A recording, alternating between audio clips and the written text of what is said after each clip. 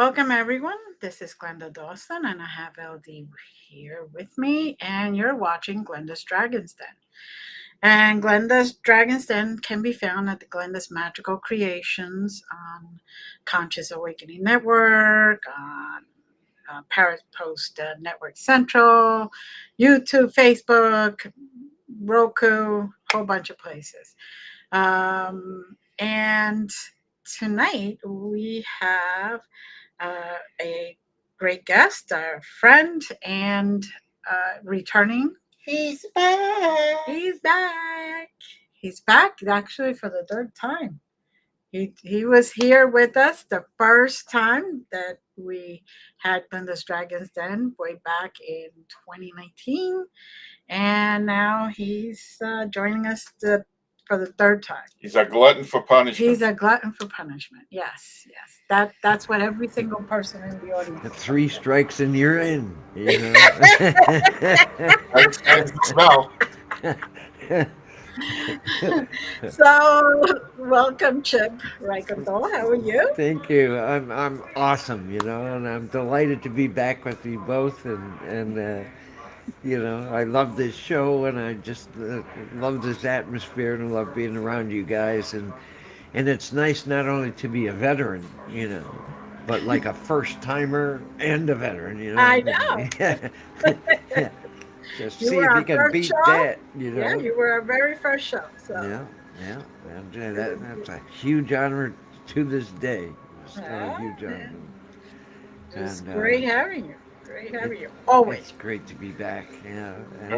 We hope we've made it worth your while. Oh, absolutely. Yeah. This is. I mean. I spent nearly 2 years in what we call radio silence. Just really concentrating on family for a while, and this was the only time that I came out to say hi to anybody. And really, Glenda and Larry were the two people that I kept in contact with throughout this whole radio silence thing. Whether you wanted to or not. Well, I did want to, and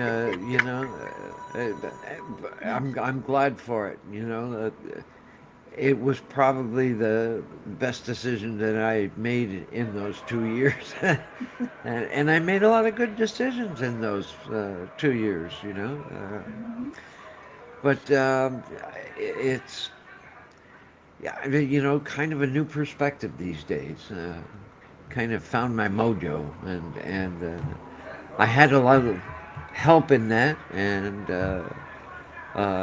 the majority of it came from the two people that I'm with today.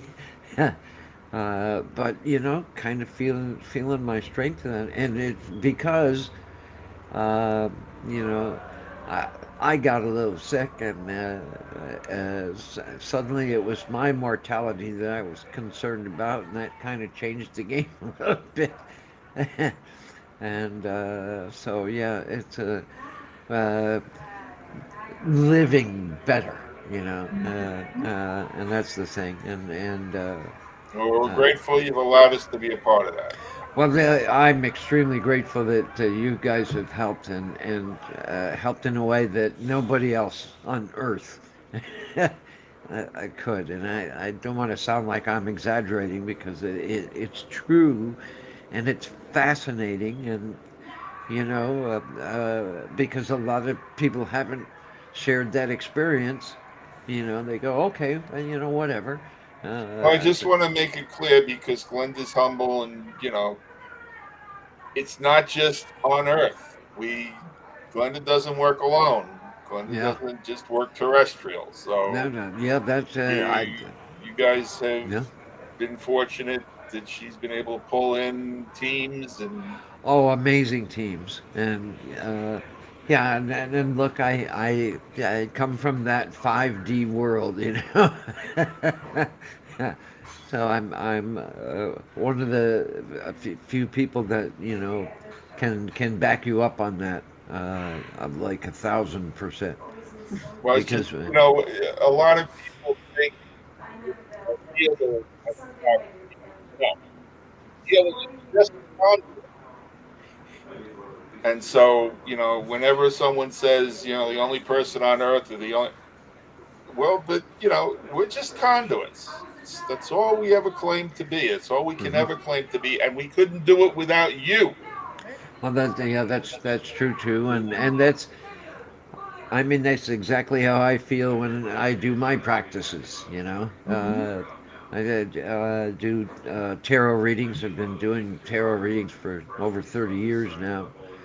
But I'm just interpreting what the cards are saying, and the cards and my spirit guides and all of the 5D kind of help Mm-hmm. that we have going through it is because it's really about the person that comes to see you. It's not about you. It's not about you being special and gifted and talented and all these things, even though we are.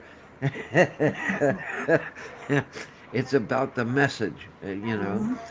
and Well, a yeah, lot of people like to say it is what it is, and what I always say, it's not what it is; it's what you make of it. yeah, and that is very very true. And I remember it came up a little while ago. For some reason, my I wrote a book in 2014 uh, called "Even the Dead Won't Tell You the Truth." Mm-hmm. It was kind of like it's painting a first person perspective of a spirit medium, somebody that talks uh, to the dead. And but if I was going to do a nonfiction about my personal experiences, my mother would have bought it, and that's about it, and it's been done and done and overdone. So even when well-known mediums write a nonfiction book about a first-person perspective, it's kind of meh, been there, done that. Mm-hmm. So instead, I took my experiences and painted a character, a central character in a murder mystery novel who's been unwittingly thrown into a murder mystery and in a very unusual circumstance. The central character's best friend is in jail Mm-hmm. for the murder of his high school sweetheart, and they were the a big couple on campus. I mean, the most popular guy, the most popular girl, and they were couples, and they never really did anything to abuse that. They were Mm-hmm. nice to everybody. They never used their power against people. So it's a work of fiction, then. So it's a work of fiction. Yeah, Yeah, because I absolutely. real people don't do that, but not in Right. my experience. But Right. except for Yeah. us, Well, and but we're a and work of fiction too. and I'm sorry, friction. We're a work of friction. work of friction. Oh, I knew that was coming. It's still energy though, and that's a good thing. uh, Ah, that's the rub. Don't encourage him, Chip. Don't that's the rub. encourage him. Uh, but the best friend who was never really into the talking to the dead kind of stuff, and yet we were best friends anyway in the book. And, Mm-hmm. suddenly, he's in a very precarious position because, they're looking at him for this murder and they're looking at him hard, and it does not look good for him at all.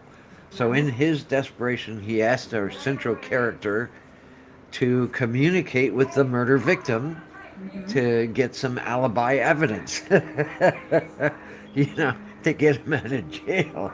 Um, and so the character does have a conversation. Finally, it takes a while for him to get in touch with this victim, but once he does, the conversation goes a little bit awry. And he's thinking either his best friend actually did the murder or she's lying.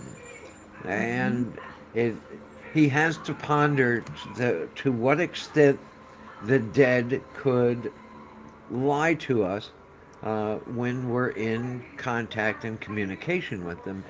And I mean, if they're going to lie, is it a white lie?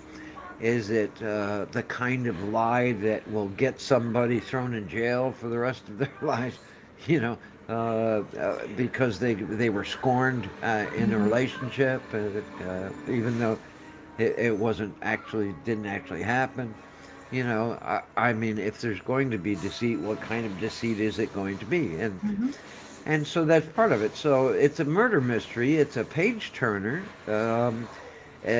We keep the suspense going to the very end. It's kind of a short read. It's about 4.5 hours, you know, but it again, we keep the suspense up, and at the same time, you learn a first person perspective of a spirit medium, and it paints a better light of people with psychic ability, people that talk to the dead, people that are more spiritual than religious. Um, people that are doing things that some people think they should be going to hell for, or they're evil themselves, or breaking all sorts of dogmatic laws, and what it really is pointing out that uh, if you have an opportunity to communicate with spirit, I'll say spirit rather than dead people.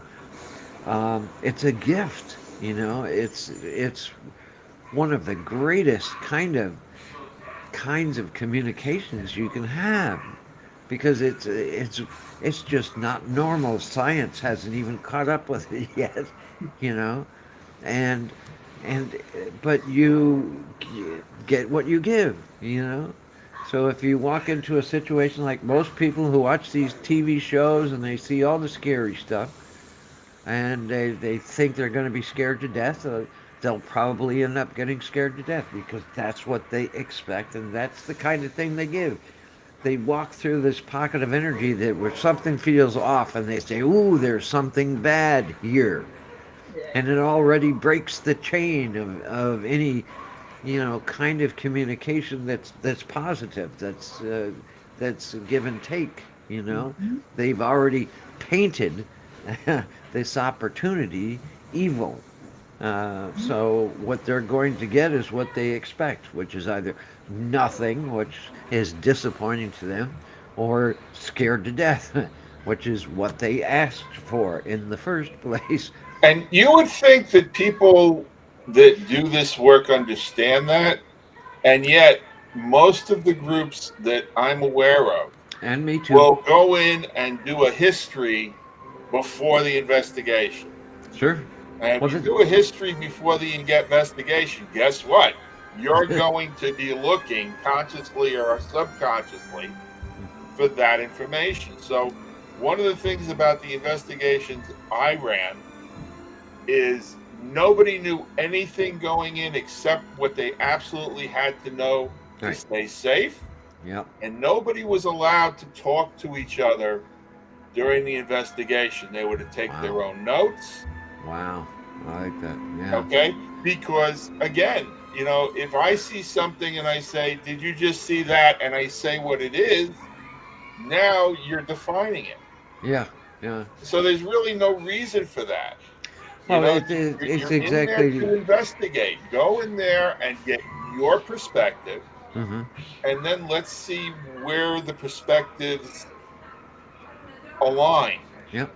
And even then, with the perspective, and I think that because 90% probably of the paranormal teams that you all have worked with and I've worked with, and I mean, as a collective, we've all worked with, Mm-hmm.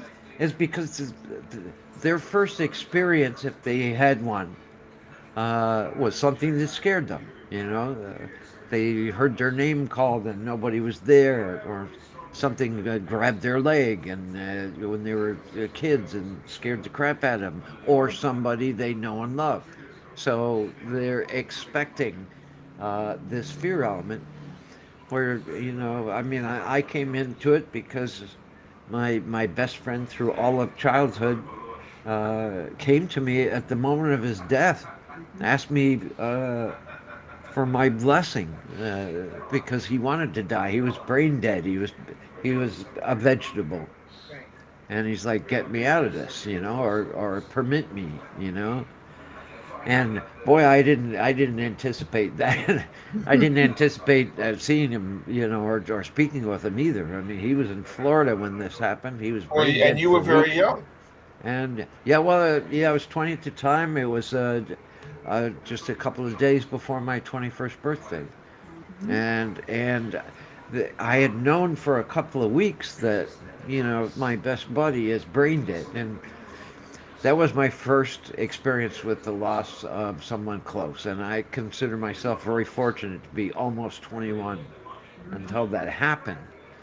But still, I mean, he wasn't dead, so do you grieve him? I mean, what are the rules? And there are And no just to be rules. clear, Chip, you knew through earthly means. You didn't know through intuitive means at that point in your life. Yeah, yeah. No, no, we had, no foresight. We don't think ahead. You don't think it abstract. It's just, I mean, we're kids. I didn't realize at the time that this was the first soulmate in my life. That and his death basically changed my life and changed it for the better. It really made my life, um, and that sounds really weird to say. But the Well, thing is, because at the you made time, your life, Chip. This was a catalytic experience, but you're the one who chose this direction and chose to go with it and chose to honor well, it. it's because Larry, at the time, I couldn't tell anybody. I couldn't tell. My mother comes out of the house 10 minutes after this happened. It was like 3 in the morning. I've known my mother all my life. She's never been awake at 3 in the morning, and here she is coming out of the house way back to this swing set that I was on to process all this. How to feel and how to think about this, and after this communication happened, she came out and she said that that his my buddy's parents did the unthinkable. They flew all the way across the country to unplug their son, but they didn't know for almost 20 years. They didn't know that they gave him the one thing he wanted more than anything else. I think that would have relieved their grief to Mhm. such an extent. But then again, they were uh, um, very deep in their religious belief, um, very deep in their faith, and that information would not have been accepted. Would not have been accepted. They even told me when I finally, almost 2 decades later, told them, that I saw him Mhm. as you were watching him unplug. I saw him. He was with me, asking for my blessing to let him die. He said, "You gave him exactly what he wanted." And they told me that I made the right move in not bringing that up for almost 20 years. It might have even been a little early at the time that I actually did tell them. But I couldn't tell my mother. I couldn't tell anybody in the neighborhood that also knew him. Any of his friends, any of my friends, school counselors, I mean, religious leaders. There was nobody that you could talk to. Nobody.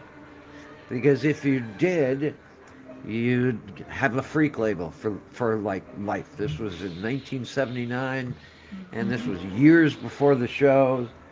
That's why I look at people. My personal mentor, Lloyd Auerbach. He was such a hero of mine because throughout the 80s and the 90s, he's the only guy.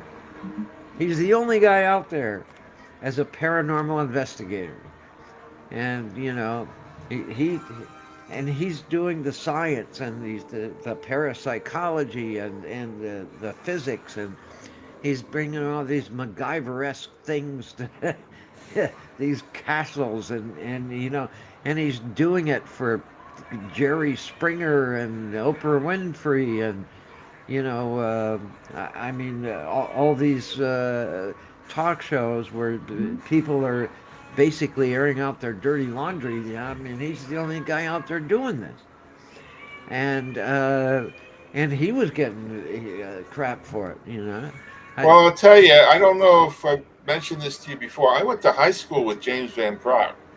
did you really? I know you Not never only told me did I that. go to high school with James Van Praagh, we were in plays together.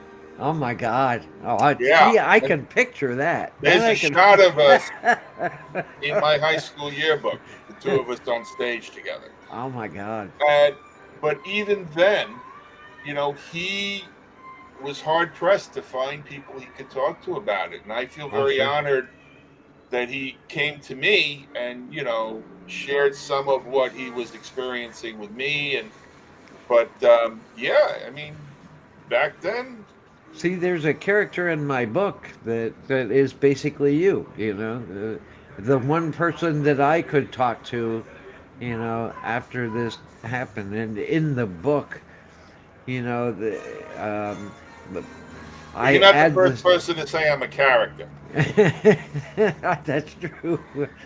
Uh, but I do add in the story of my best friend coming to me at the moment of his death. But in the book, we were in middle school when it happened, and that's what started me on this path to mediumship, and that's not how it happened in my life. But the story and some of the information was changed to kind of fit into the plot and make it more of an interesting aside to this murder mystery. But it also paints, the meaning of life, the meaning of death, and all sorts of philosophical things. But for years, I was out there on my own doing this. And if you run into psychics, and back in that time in the 80s and 90s, uh, th- usually it was their uniform that was more psychic than they were. They'd have bell books and candles and the Karnak the Great hats and all this stuff, and they did something that we call cold reading, which is basically a magician's trick, to try to get some. I see someone with an M or a J. Right. Could that Maria? Yes, Maria, that's it. And she has tomato sauce. No, that was my brother Maria. Oh, he has tomato sauce. I mean, that kind of thing. But then there were real psychics who had, who were telepathic or who were psychokinetic or real mediums, and it became kind of an underground thing because they couldn't talk about it out loud either. I think the example to be made it would be Amy Allen from the Dead Files, because Amy Allen thought that everybody else could see dead people too. She didn't know that it was any different than anything else, and yeah, all of a sudden, all her friends are, well, I gotta go, and then they just disappeared and disappeared forever, and then they started antagonizing her, and she had a very, I mean, I couldn't have handled it myself, but at the same time, that's why I respect her and I respect her work. uh, I'm personally in this to represent love and kindness, and that they do exist in these dark, dark worlds, because somebody has to be a voice for it, and because like Larry was saying, 90% of the paranormal teams are, yep, it's evil and this is the sin and, shadow people and demons and they're going to throw you downstairs and all this stuff. It is going on. Well, But not only is it going on, Chip, but you've got major producers grabbing people that have a fair amount of validity and Oh, sure. And respectability. saying, listen, drop the validity. Just say that this happened And to you. here's $1 million. Run, make it look like you're running for your lives, or Yeah. we'll get somebody else to tell their story. That does happen. But So, but that they just have to shows you how sell. powerful the truth is, because you have people trying to maintain their illusion of control, throwing money at it to discredit it. But also there, look, I mean, people tune into the news all the time, and news is not what it used to be. Now they're not telling you what happened during the day, they're telling you how you should feel about what happened during the day. But back at the time when they were just reporting what happened without throwing anybody's opinion in there or trying to bend yours into theirs, um, you still, I mean, you still, when they were running feel good stories about heroes and people that did kind things and safety, people would get bored, But if there's blood involved or violence or that sort of thing, then they stay in it because their lives suck. So if they can see somebody have it more sucky than theirs, they tune into that. Well, it's not just that, Chip. Unfortunately, it's more sinister than that, because people saw the power of propaganda back in the 30s, and the Well, it's FCC way before Fairness the Act, 30s. Goes the back to FCC ancient Fairness Egypt, Act was actually. allowed to expire so that the news is no longer the news. Yeah. And if it bleeds, it leads. I mean, I was in the news for, I started doing radio in the 80s. And, I had my announcer gigs, you play the music and you talk about the time of day and how great the town is and blah, blah, blah. But there were also news gigs I had, and it was kind of like sales gigs that I had, I Mm-hmm. mean, I know excellent salespeople, but they really have to kind of leave their soul at home if they want to succeed in sales because they have to kind of do soulless type of things in order to succeed. They have to go against even their own particular moral compass, in order to succeed. And I wasn't willing to do that. I tried doing it with enthusiasm and making enthusiasm contagious Mm-hmm. and looking for listening to them, listening to the customer because the customer is a person. Every person is a story. And if you listen to their story, Mm-hmm. you can identify with, how they see the world. And you can see the world like they see the world. I mean, kind of be in their shoes and point out why that car is so great or why that outfit, is really them. If they want to try something, to go out to the clubs and shine or be different, And even if it's not something that's particularly your style, this is why it'll work, I Mm-hmm. mean, the way that your body is. These clothes are designed for that. So it kind of highlights your profile, but it also makes you look taller and it makes you look, more masculine, and you don't have to do a thing except put the clothes on. Well, before we go and have people tar and feather Harold Hill rather, uh, sales. The first rule of sales is you sell yourself. You don't sell a product, you sell yourself. And then if the people buy you, they'll buy the product you're selling. But it's a question of what product you sell. And there are plenty of salespeople out there that sell a quality product, even today. Yeah. So I can't say salespeople sell their soul. Certainly, there are people that are con artists that sell their soul, and but there are plenty of honest salespeople out there, and I just with someone Well, that my father started was as an one. 18-year-old in sales. My father was a nice guy who finished first, and that's he's my ultimate hero. But that's what I'm trying to say. I'm trying to sell kindness. Right. I'm trying to bring it into an industry that's 90% fear oriented, Mhm.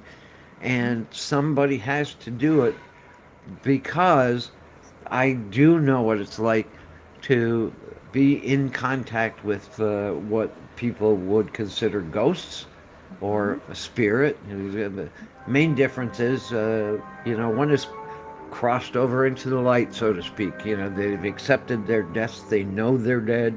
Right. And then they're resting in peace, and it's their choice to But come again, talk to you or appear to you a don't client. sell kindness, Chip. You sell Chip.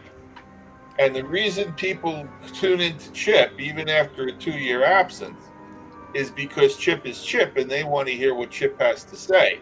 And the fact that Chip comes from this place of kindness is, a choice Chip has made. And, the fact that you work in the light ultimately is going to provide you with opportunities that you might not have had did you not work in the light. But Very true. you can't sell kindness. You sell Chip. Yeah, well, it's it, when I was in the hospital, Mhm. uh, this doctor, they come and ask you questions, and they ask you the same questions like every 20 minutes. Date of birth. What's your name? What's your full name? What year is it? I mean that kind of thing. And it's like, come on, man, the drugs aren't that good. Yeah, yeah, yeah.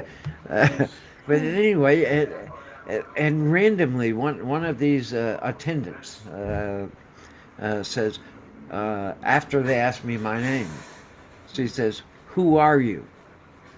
And I said, "I am a representative of kindness."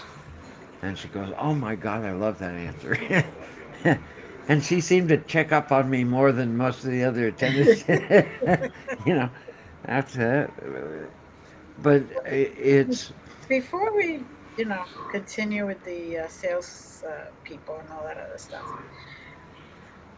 when did you finally decided to, so to speak, come out and really start telling people what you were seeing, what you were feeling, that you can talk to spirits? You're really out into the open. Did you start with only like your wife, or did you start with your wife and then you branched out to friends and all that, which eventually led you to being radio host, DJ, and wow, all that that's, other stuff? yeah, no, great question. And it was, I think around 2007, Hmm. maybe. I met this guy, John Tobin, his name is. He had a paranormal team called Glory Haunt Hounds. And it was an ad that I saw somewhere that I answered. You know, you go on these job things, and yeah, one of the last things you ever expect to see is that.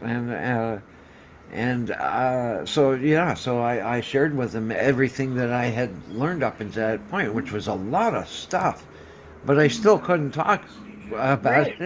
it. You still couldn't. I told him the story about how my best friend came to me at the moment of death, and it started me on this journey.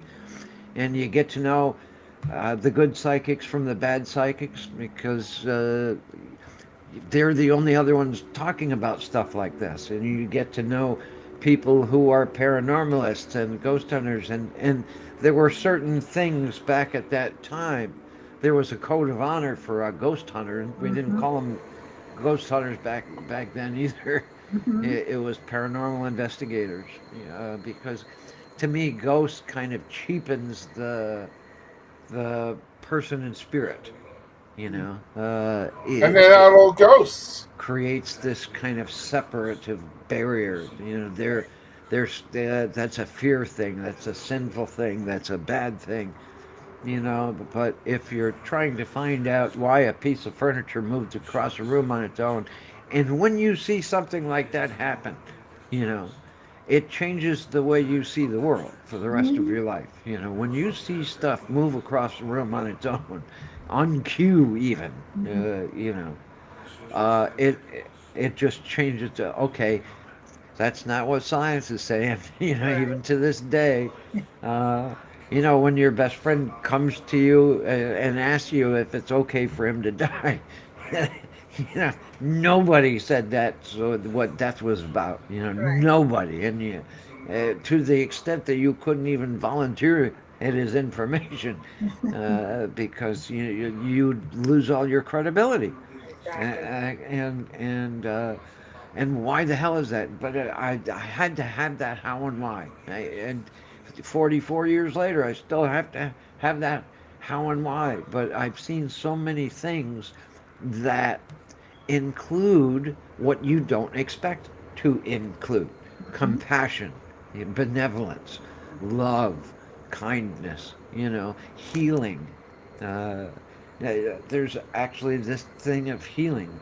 I had uh, a friend, one of my old network bosses, Michael Vera, Mhm. wrote a book about an experience he had, and he was working on landscaping, and he was staying at this house that was it had burned down, but the half of it was like livable, so you know he Mhm. could stay there. And he, even though he has never considered himself psychic, or doesn't really even, you know, at the time wasn't even into anything like that, Mhm. um, sensed uh, this guy and his daughter. Uh, uh, and here's the story behind that. And this is probably one of the best learning tools ever. What happened was the father knocked a candle down by accident, and it was in an area that I got the carpet, but the carpet was like really flammable, you know, polyester with whatever, and just Mhm. boom, went up, and this fire spread so quickly that their avenue for escape was already blocked, Mm. and he basically had to just watch his wife and daughter die. Mm. His daughter, though, you know, kids see the world in a different way. You know, Mhm. everything's magical, and including death. You know, um, his daughter's there, and he made it his mission in the afterlife to watch over her. Mm. Okay, but there's also a part of it where there's an instantaneous thing. They don't actually know that they're dead. I think they'd probably assume it because nobody's seen them. But they're not thinking about being seen. He's thinking about watching over her. And whatever she does is fine, you know, but they're not thinking out loud: are we alive? Are we dead? You know, it's kind of a thing that's known but not known. They don't really know. And all of a Mhm. sudden, here comes Michael Vera, who says something to the girl because he senses her. Is there a little girl here? Oh, you sound, you know, uh, because if you are, I bet you'd be fun to know in life, or something like that, you know. And then he broke away because again, he's not psychic. He doesn't understand that there actually is the spirit of a girl there, an earthbound spirit of a girl, like Right. ghost of a girl there, and the father goes nuts. And he goes, "Oh my God, you can see us? You know that we're here? Hey, come back, come back. What are you doing? What are you doing? Tell me how we can get out of here. You know, what can we do? What can we do?" And because he's completely disconnected from the conversation, like they do on the TV shows, which drives me crazy, they start moving things around the room, you know. And the first thing that comes to mind to this living non psychic person is evil. Evil in this house. No, this is a guy who's desperate. He's watching over really in essence, the love of his life, his daughter, to protect her, and he Mm-hmm. has an opportunity to find a way out of this or find out something more than what they've known, which is just existing in that room for eons and eons of time. And so that wasn't malice, that wasn't evil. Mm-hmm. That's a desperation that most people will never even think about, let alone believe in or have to exist through. And even harder when you have to be dead in order for it to happen, you know. And we learned a lot of times, and I came across a lot of the earthbound spirits as opposed to the crossed over ones that Mm-hmm. didn't know they were dead. They had instant heart attacks, one bad beat and they're done. Um, they were murdered, but instantly, you know, Mm-hmm. or accidental overdose kind of death, Right. where they're still dreaming, really, and they don't know if there's a difference. There's groups of people or families who have all died together, like in a house fire where the whole family's asleep, Right. and then but they died from smoke inhalation before the fire got to them. So, you know, they wake up in a whole new existence, but Mm-hmm. don't know it's new, and they can't understand why the neighbors won't talk to them anymore. Or why nobody calls, or why nobody comes over, and why all these new people start tramping through their house and changing furniture around and doing all this kind of stuff. You know, and they're getting mad at that because in their space time, nothing Mm-hmm. has changed. They don't know they're dead. So all these trespassers are coming in. And then there's trespassers who come in with all this, you know, science fiction equipment, all these meters and, things that beep off and, uh, EVP machines and things of that nature and start addressing them like children, Mm-hmm. Hello, is there anybody here? It's like, what are you doing in my house? Get the hell out of my house, dude. It's, and that's the thing. And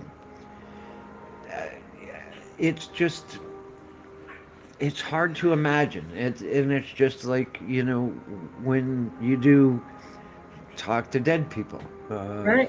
for a living. Yeah, it's Well, you know something what I'm, my money question is, Chip, because I work with kids a lot, okay. and I love money questions, brother. yep, the hardest thing for me is a child that doesn't know they're dead, and they come to me and they'll say, "Am I dead?"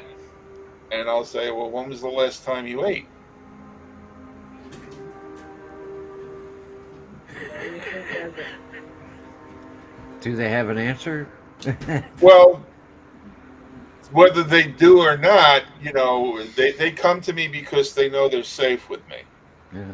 And so when I ask them that question, then they come to their own realization that, Okay. oh, Yeah, and I like that. And that is part of your essence and what you do. I think I look at you and I see life coach. I do. I just have forever, because you let people answer their own questions. You don't answer questions for them. You let them answer their own questions. See, I would have told them myself. I have before. Because they needed to know, but I tried to do it thinking as a 7-year-old would think, you know, or a loving, nurturing parent would tell a 7-year-old that their parents died. You know, there are ginger ways to do it Mm-hmm. that still keeps things magical. You know. Right. Now there's more things you can do. Now you can travel through time. Yeah, yeah, yeah, yeah. but again, I don't want to romanticize death because people have to Stay in this Well, class we're talking too. about people that are dead, though. No, but I'm saying when you say something like that, someone who's on the cusp and ready to give up, here they're, oh, well, I can travel through time. Hey, that's better than this. And now you're rationalizing a decision for them that would be a huge mistake. Well, I And so wouldn't I say always that want to to be somebody clear who's when people dying, though. romanticize I death would say that to somebody who's dead. There is a big difference. but the But people that are at the hearing this same time, if that aren't. in hospices, there are things and methodologies they're using that they weren't 10 or 20 years ago. Uh, and I don't think there are many hospice workers that communicate with dead people who have told them that the time means nothing anymore to them because they're basically energy and they can. It's a consciousness energy that even science hasn't caught up with yet. That was why we were talking last night, considering bringing a new show to the world called Kindness in Space Time, which is because theoretical physics and science and even faith to a certain extent and media.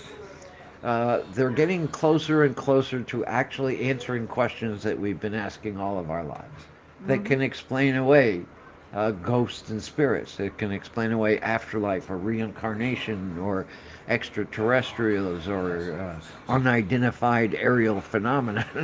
Yeah, you know, um uh, without the military and the government taking over the dialogue first, you know. But it's also a different, just a different way to see things because we fear what we don't know or don't understand, and if you add understanding and knowledge, but from a harmless perspective, and from somebody who wasn't scared into the field, but was loved into the field. It just brings about a different way to look at things. That people can go, oh, okay, okay, yeah, and it takes some fear away because there's so much fear now in real life. I mean, real life is scarier than anything paranormal now. You know, and it's just that because even the way people talk about ghosts nowadays or UFOs, I mean, when Congress comes out and does a 2 hour thing, I don't think anybody tuned into it. you know it's like, well, whatever, or the New York Times did the first real disclosure. It was like in 2017, I think, in December, in 2017, if I remember correctly. Ask Andrea Pira knows. She knows the answer to that one. But something else happened on that day that everybody was talking about. And Right. it didn't even make it. It's like everybody shrugging their shoulder. Okay, so there's 8 million galaxies. Yeah, yeah, life somewhere else. Okay, sure. Okay, that makes sense, really. I mean, even mathematically, it makes sense. But it comes at a time when nobody cares. So why now? You know, I mean, and why is it their dialogue? Maybe because Congress, if some spaceman comes and says, "Take me to your leader," we'll be encouraged to take him to a congressman. Well, Chip, you know what the opposite of Congress, Chip? I don't. Progress. But Very, very true. let's talk about the real important change that's coming. You're going to actually go out there and do a show. No, I mean you're going to a convention, correct? Yeah, well, yeah, we're still in the process of making that happen. It's actually somebody that y'all know, who's local here. See, Yeah, I never really fully answered your initial question about what got me started in this whole thing, and yeah, Okay, that but was it's only an hour show, Chip. I So I'm know. I'm trying to cut my losses. But Okay, it's that was John Tobin. He's local, but Mm-hmm. right, there were other paranormal teams locally that were ultra competitive, Right. and their way was the only way, and it was very frictional. yeah. So Well, I that's why never people really talk about came out. paranormal unity. I never really, well, I came out Ah, for that. John was the one who got me into radio. I was his co-host, and Okay. I did these introductions called chipisms, and they were, things, special things about the guest or some of the parts of the paranormal where there is love and kindness and blah blah blah. Right. So psychically, I haven't come out for much the same reason. It's kind of competitive here. So Mm-hmm. here's a guy basically down the street from me, Mm-hmm. who doesn't know me from Adam. So he doesn't know if he's getting somebody who can talk the talk but can't walk the walk. He Right. doesn't know who I am at all. So I encouraged him, of course, to watch Glenda's Dragons. So Tony, if you're watching, but tell uh, us about the show that you're well, it's they want to do psychic fairs locally in our area where I live. It's the Capital District of New York State, so it's right, Albany, Schenectady, Troy, and do psychic fairs and events and have a potential to do a presentation for half an hour. and how's that On feel? top of that, that feels phenomenal, you Mm-hmm. know, especially weeks after really getting that mojo going, because I went through a surgery and the surgery was nothing compared to the normal pain that I live with, and I'm thinking, I got my chest cut open and I feel great, and so yeah, I can do this stuff, and so yeah, it'll give me the opportunity to go to psychic fairs Mm-hmm. locally and eventually, break out a little further And and what's do the time frame for that? tarot readings live. Ideally, less than a month. Nice. Yeah, maybe. But we got to start promoting it now, Chip. Yes, yes, indeed. So yeah, watch out for my Facebook page, Chip Reichenthal. Actually, it's facebook.com/victims Actually, of there it is. retail. Yeah. Oh yeah, there it is. Yep, yeah, victims of retail. That was my old band name because we were all in retail at the time, and so Uh, we were all victims because we were bored off our ass, and the customers were all victims because, yeah, we would pounce on them as soon as they came in. So, yeah, everyone's a victim of retail. It's a collective, there's a kindness behind it. Just like mhm. even the dead won't tell you the truth, and kindness in space time and kindness beyond the veil, which I'm thinking about bringing back. Oh yeah. Um, I've heard a lot of people saying they can't wait. yeah, and I'm also I've got a website coming, chipthekindnessguy.com. It'll be around soon. I will Okay. be doing tarot readings for people from that website. I Right. will be doing past life regression hypnosis from that site. And I have a web course that I designed. It's a 20 course super masterclass in the paranormal realms. Nice. That's the paranormal, psychic ability, UAPs and extraterrestrials, interdimensional beings, angels, magic, alternative healing. I mean, it includes everything. And Yeah. we'll have certificates for graduates, and want to design a web course. Um, Unless I get picked up for that TV show that we do have a pilot that is being shopped to networks that has nothing to do with any of that. so uh, so a lot of things, but you know, it, it's like the same week I decide. Well, actually, my wife and I decide. It's probably better for my health if I, you know, return to some of the stuff that I felt is my purpose, Right. And 2 days later, Tony Guy Parker calls Mm-hmm. and says, we've been doing these things around Woodstock and Scotticoke area, and we want to come into the Capital District, and if you're interested, let me know. But put your money where your mouth is. I don't know who you are. I don't know if you're any good or not. Right.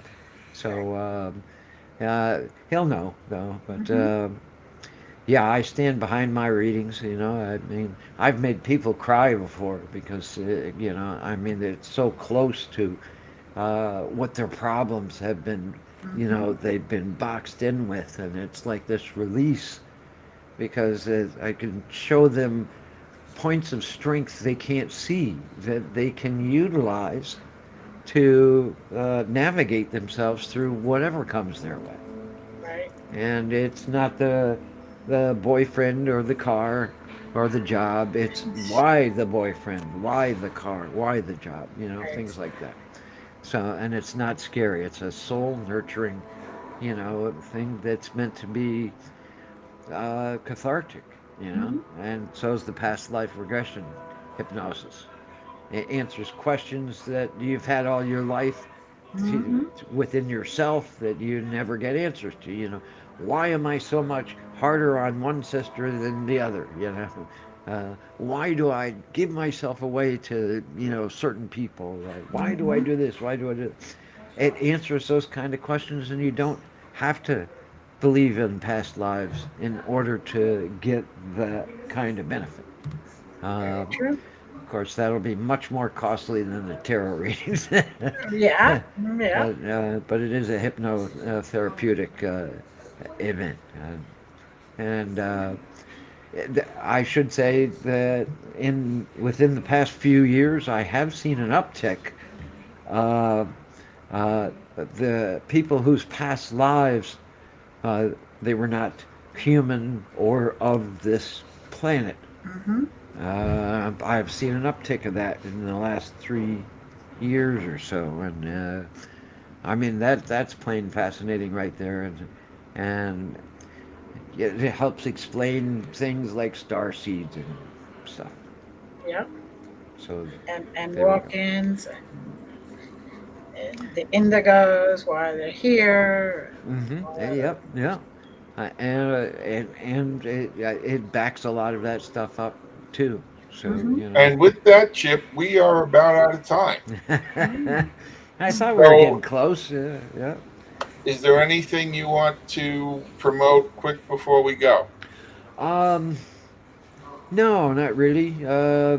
Just be on the lookout for Chip Reichenthal because he's on his way back.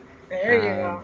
but yeah, Facebook or Twitter at And Victims of there you Retail, just to and look for you on the Facebook. Most of our viewers have Facebook, yep, and yep, And if there's something that Chip can't do, Glenda can do it. ah, that's right. Yeah, and fantastically, by the way. You we credit her for saving our lives. We actually do. Well, Yeah. thank you, Chip. thank you. And it's been great chatting with you, Oh Yes, and yeah, I love you both. you Thanks for look having me. great. It's You good to guys see do you too. looking so well. It's nice to be feeling so well, and I really do have you guys to thank for that.